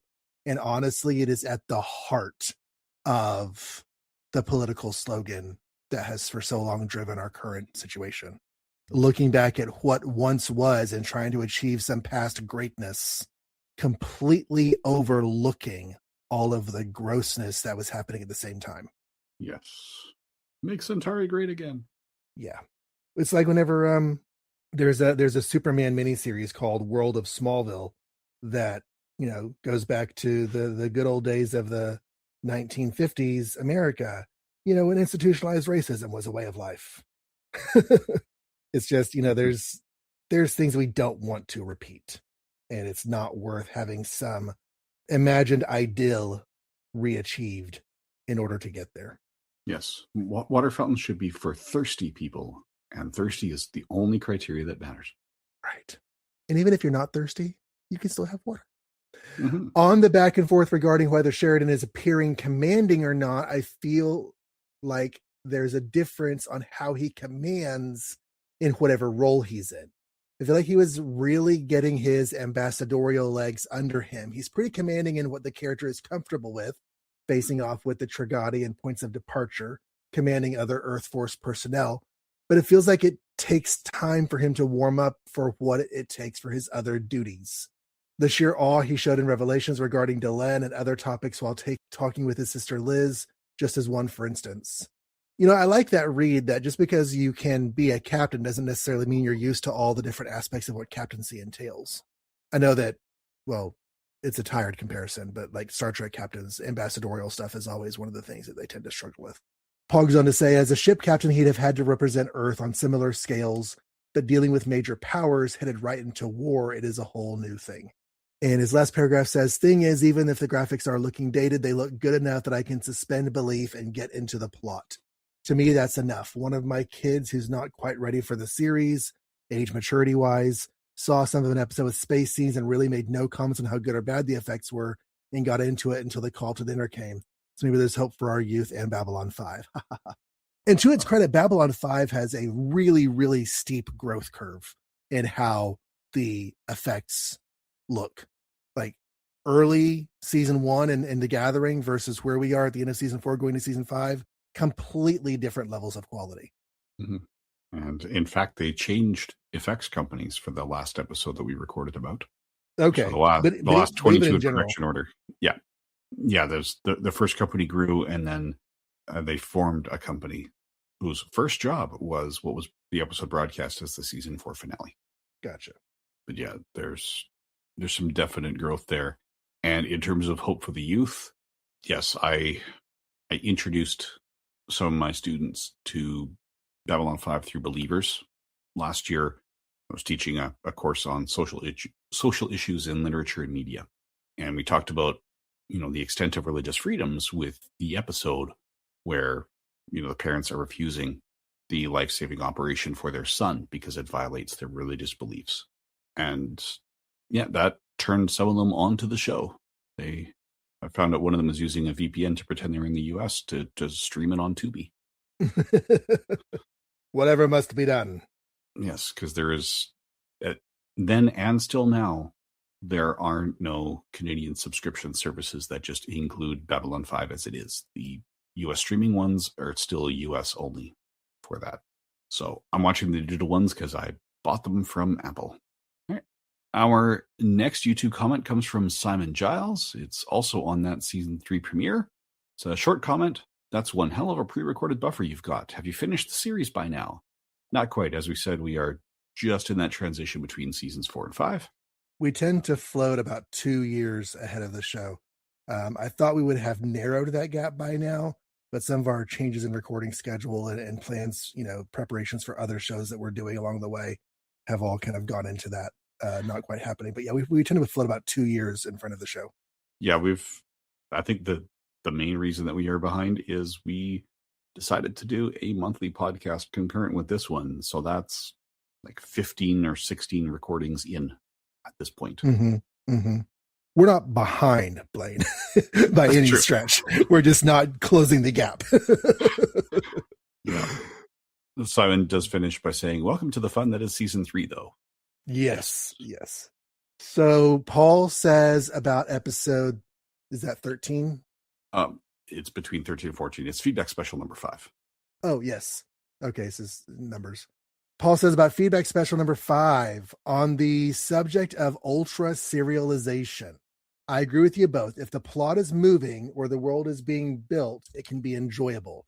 However, really, there's some examples out there where series really should have just been a movie or just the pilot of a series.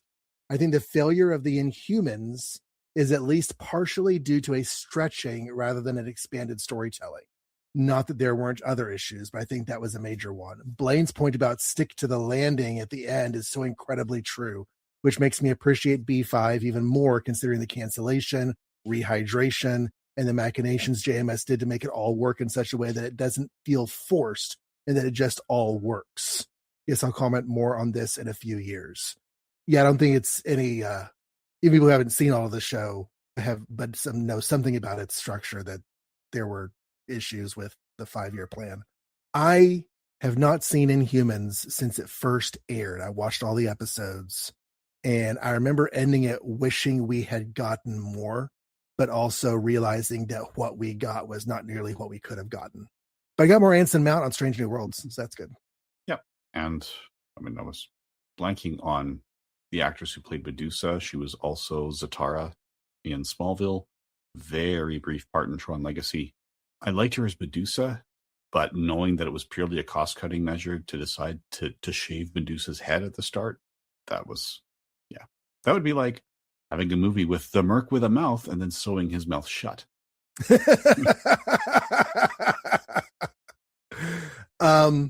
Unfortunately, it also plays into the tropes of the woman with power being traumatized and her power taken away, which is not necessarily a trope that can never be used. It's just one that has been so heavily used in modern storytelling that it's unfortunate.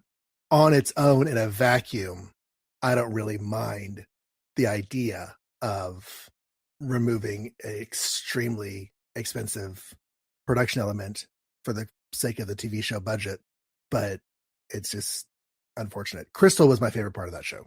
Paul finishes out by saying, Blaine, even taking your countryman's reputation for niceness, your navigation of a very charged issue was an exercise in amazing restraint and diplomacy. A whole lot of respect. I forget what exactly he's referring to there. You want to toot your own horn? Yeah, one of our listeners apologized on behalf of large chunks of the U.S. for the way our country was being treated at the time. Yes. And again, large chunks, but certainly not all. Because anytime you have a population in the millions, universal agreement is just not going to happen. Right. So thank you for that, Paul. And our next comment was from Mahatma Randy, also on our season 3 premiere.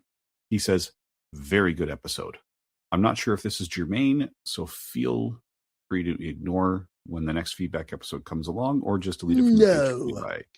No, we don't like ignoring feedback. It'll be there. Anyway, by way of comparison to other arc-driven shows, the RDM Galactica never had a solid plan.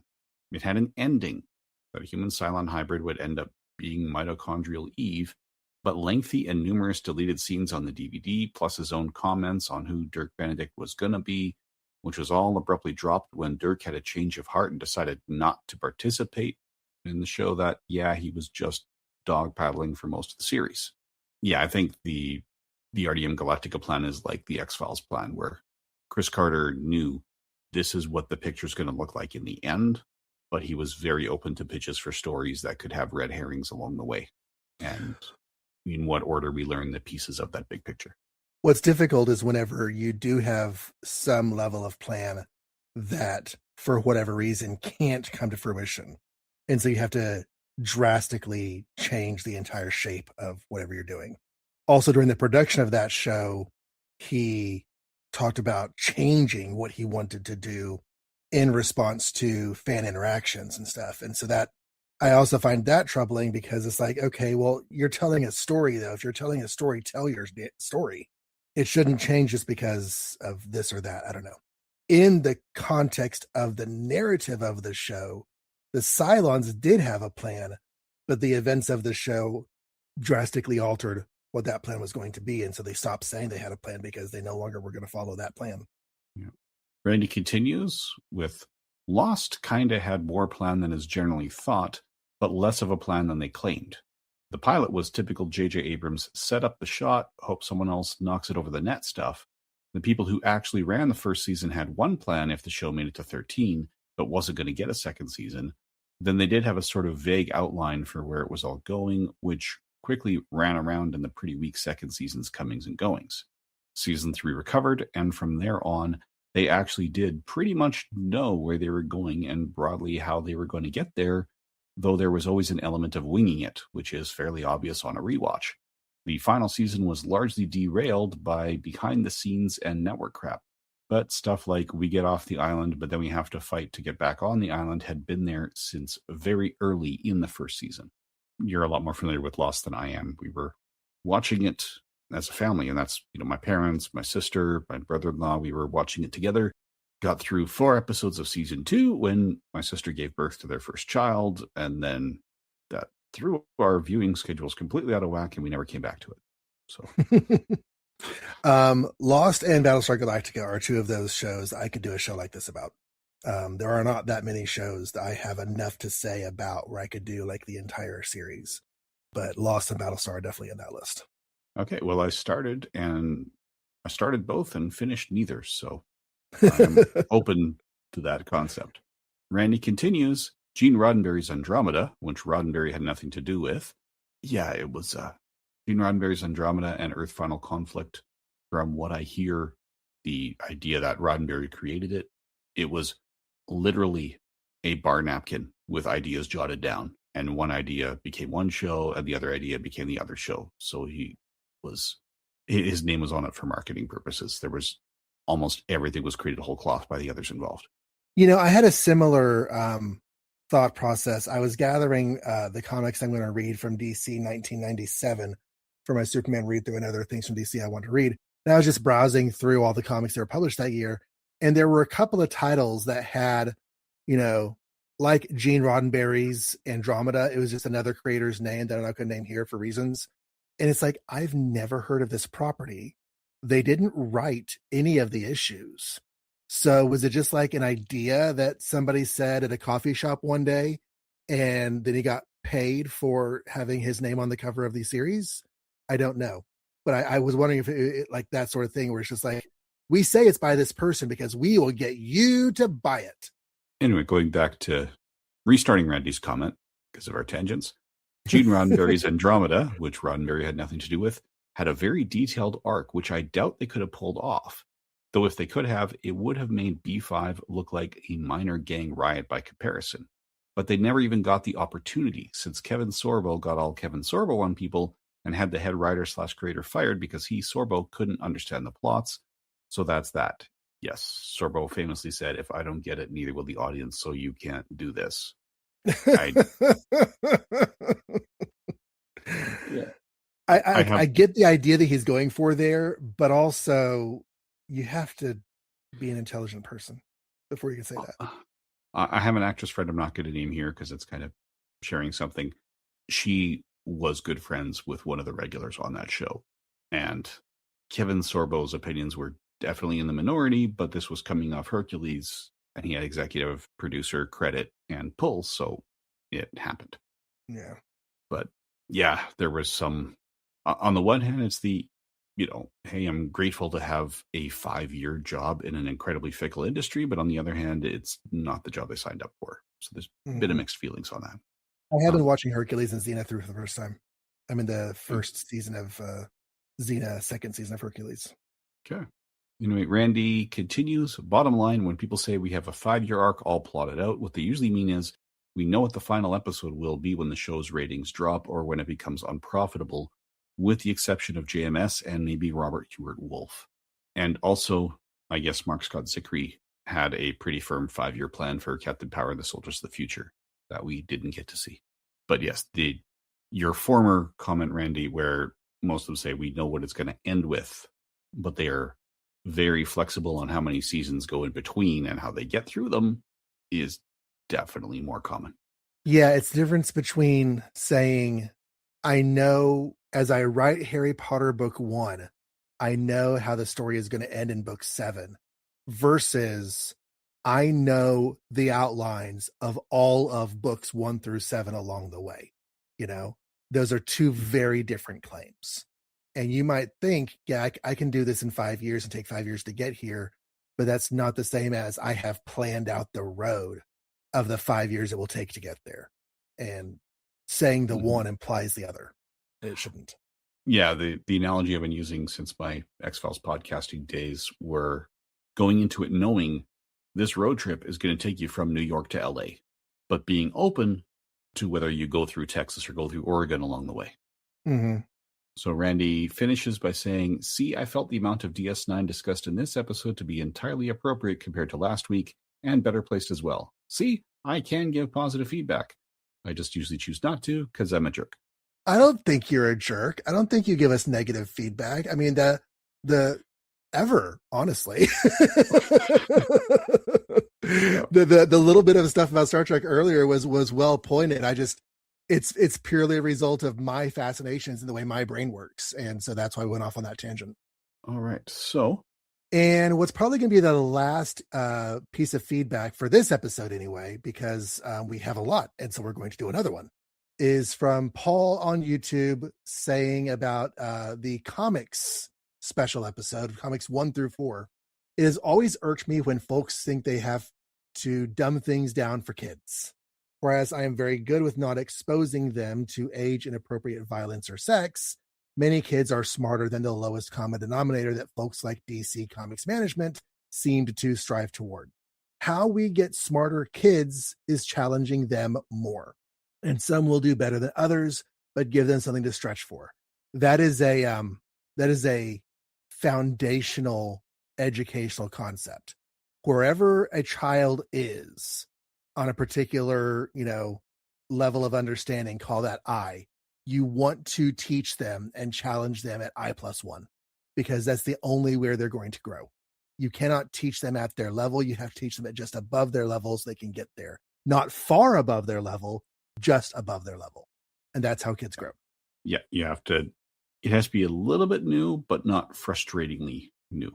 Yeah, when you spend too much time at the current level, then the brain is not as effective at learning. So you have to keep some pace. It's one of the biggest challenges in education is that you have a class of 30 students. They're going to be at least 10 different levels, often 30 different levels. And the pace that works perfectly for one might be awful for their neighbor. So it's a really tough balancing act. But yes, that's what has to happen. When it comes to stories and things that children are choosing to engage in, if your story is of interest, they will rise to the occasion. When the interest level is outweighed by the difficulty, you have a problem. But that's not going to happen in comics. I mean, I find it really difficult to imagine a level of storytelling that JMS wanted to do that would be inaccessible to the average 12-year-old who's reading comics. Yeah, I mean, as Paul said, there's inappropriate violence or sex, and what level is inappropriate is up to each parent to choose. So that part, yes, there should be I know that they're not psychologically ready to handle the content, but in terms of, if they're interested and there's nothing objectionable in ways that they're not yet ready to process, that interest is going to keep them motivated to be challenged more. I mean, this is why when I was in elementary school, I jumped multiple grade levels in reading because I liked mysteries, I liked detectives, and I liked science fiction. So my reading levels, I literally jumped from Hardy Boys to H.G. Wells because, I had seen the Invisible Man movie from the 1940s. I enjoyed it. So when we had the book fair, I grabbed The Invisible Man, War of the Worlds, and The Island of Dr. Moreau, because I figured, hey, if the movie came from that, I've heard of War of the Worlds. So I got into H.G. Wells as my first thing written explicitly for adults. And yeah, it helped me push my reading level. Anyway, back to Paul's comment. Yeah. I'm glad JMS stood his ground, as these comics needed to be smart, just like his other writing has been, including things intended for a younger audience. I really appreciate the grace that you gave Blaine to Hitchcock at DC Comics for doing her job, and that the dictates were coming from above her pay grade. That's not something we always see in fandom. This is one reason I've always enjoyed the podcast and have felt engaged with it. It's not just that this is the topic, it's something I'm passionate about. Babylon 5 being the most rewatched series in my house. It's not just the knowledge level, which is impressive, and use of so many resources to get behind, around, and through every story. I don't always agree with the opinions expressed, so I really do a lot of the time, but you both express yourselves in a very honest and sincere way, and frankly, it feels like you are both genuinely good people. Aw, thank you, Paul. Yes, thank you. We try. I also very much appreciate how non-adversarial you both are when there's a disagreement, giving each other and each other's opinions room to breathe, both to each other and your guest hosts. Though you might call it how it should be, or even take it for granted, that's not how every podcast or even every Babylon 5 podcast rolls. I'm not going to name it. DC Comics fans may be familiar with it if they listen to DC Comics podcasts.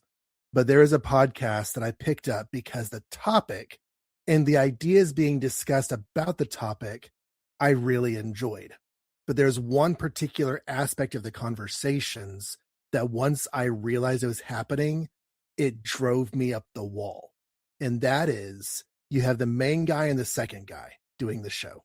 And the main guy would ask the second guy a question. And this is just like a common conversation topic. So what do you think about, Batman's new symbol? Before second guy could answer, main guy would give his own response to his own question. which would lead to tangential thoughts, which would lead to some other thing. And by the time the main guy was done answering his own question, it was a no longer relevant question. And second guy just really often couldn't say much. And it was not an occasional thing. It was a very, very common thing. I had to stop listening to the show. So whenever he says that there are things about dynamics that are not common, I totally believe it. I like to think that we have a good dynamic. I like to think that listening to and responding, positively to my partners in podcasts is something I strive for, but not always successful. I just know what I don't want to be. Mm-hmm. Yeah, and that's something I work for too. This started because I wanted to podcast with John, because that is the kind of mindset he takes when he comes into a podcast. He's not looking for adversarial. And he likes to like things. So I said before, if John hits something he doesn't like, and I do, his response is not oh, what kind of person are you for liking that thing? It sucked. His response is, oh, please share why you liked it. I'm happy you liked it. And if you share, maybe I will find something to latch on to so I can like it too. And that's a mindset I really appreciate. So that's one of the reasons I said, hey, John, let's do something long term. And you bring like a level of knowledge and a way of expressing it that is, I used to have a good memory. I don't anymore. And so being able to take a show like this where I know nothing and like not just watch the show and see it, but learn about it along the way to a degree beyond just the text of the episode has been a treat, probably a rare treat. I've seen setups like this before. In fact, I came across the term intro cast as a way of describing this kind of setup for a Babylon 5 show, as a Babylon 5 intro cast. And there were 2 or 3 people who knew the show and 1 or 2 people who did not. And it's a neat format, but yeah, I get more out of your contributions than I did theirs. To say the least. Paul goes on to say, you both being teachers felt very coincidental, as you remind me of 2 of my own kids' current teachers. You give me things to think about both in the Babylon 5 universe and in some potential further self-examination. Thank you. Well, that was a really sweet comment there, Paul. Really, really appreciate it. Thank you. And we think just for time, that's a good place to wrap. So we have 11 more pieces of feedback right now, which we covered 21, so we got a lot of them. Yeah. So sorry, we've got emails from November 19th we still haven't covered. We will do what we can to get to them very soon. But we also, I don't know about our current podcast host, but I know I did one of my shows, I did a crossover with a show on a host, and they couldn't post the crossover episode because it exceeded the size limit. We did a look back at the Final Fantasy franchise in its 30th year, and they were unable to upload a podcast that was a little over 4 hours long. So, I remember there was one time on Amazing Spider-Man Classics where a guy actively berated us for the data size of the file. And I just felt that was odd because, I don't know, from a listening perspective, you can pause that stuff whenever you want to. If you're enjoying the episode and you get to work, you pause and you come back to it later. Podcasting to me is one of the easiest things to stop and come back to as time permits. But from a behind the scenes structural standpoint, data size limits, bandwidth limits, all those things definitely play into it. Yeah, there was one podcast I used to listen to where the file sizes were enormous, so I ended up downloading one and opening an Audacity to figure out why. This is a single voice podcast with no music, with all the quality settings set to maximum. Yeah. You don't need that. No. So it's a case where he could have had a 10th of the file size and my ears would not have heard the difference. Mm-hmm. Ours was just length. We went 3 hours on a feedback episode or something like that. I forget what it was. Yep. We didn't have feedback episodes, so it must have been 3 hours on a discussion episode, but yeah. Yeah, and I think some of that, if I remember that show, you had it wasn't just a 2-voice podcast. It was more like somewhere in the 4 to 6 range, I want to say. Well, there were 3 of us as regulars, and we often had guests. So yeah, okay. 4, occasionally 5, but often 4 voices was the norm. Yeah. So when you have, twice as many opinions as John and I are sharing in this one, you should expect twice the amount of time. At least. because it bounces off each other. Yeah. But yeah, well, that does bring us to the end of the feedback for today, though. Yes. So where our schedule had one feedback episode, we've just wrapped part 2 of probably 3. We will Probably 3. see how much comes in by the time we record again. All right. So, are we going to try to do that before we resume season 3? Hopefully, or maybe we drop in like a Saturday special or something. This is all going to come down to when I get the editing done and when we record. Yeah. And we are recording this on a Sunday morning. So 8 days from now, my school comes back from winter break. 9 days from now, I start teaching an option I'm going to be inventing as we go along. So I don't know how much editing time we're going to have. Yeah. But that only lasts till the end of March, at which point I teach another option I'll be inventing as we go along. So life happens, kids, but we'll get to your words. Yes, we will do what we can to get everything out to you in a timely fashion. And frankly, I love the fact that we have enough engaged listeners to split feedback episodes or even to have feedback episodes. And John and I are also not one of the side effects of doing everything 30 years later is that we have these big gaps to fill with various things, and having to fill them with 3 and 4 parts of feedback is a nice thing. Mm-hmm. That means you guys don't have to wait as long for new content. And it also means you care. Yes. All right. So thank you for that. If you have additional feedback, possibly on this feedback, we, of course, would love to hear it and share it. One way to do that is to email us at Babylon5 30 years later at gmail.com using numerals or words. We've captured all 4 variants of the email address. You can also leave comments on the website where this show is posted. That is at johnreadscomics.com is one option for the with no H in the website. Another one is bureau42.com, where all of my podcasts are hosted. You can leave reviews for the podcast. We do check Apple Podcasts as a matter of course. If you leave a review there, we will see it. If you leave a review somewhere else, we would love to read it and acknowledge you and thank you for it. We need you to let us know that it's out there. Yeah. And then the final place you can leave feedback is on our YouTube posts. So just go to the corresponding episode on YouTube, post feedback there. And, if you want, be like FSM Dog and Mahatma Randy and read other people's comments and reply to them in context. Have conversations, make friends, go to new parties. Mm-hmm. You might meet the future love of your life. You never know. Yes. And you might even accidentally marry them depending on which fruit they give you.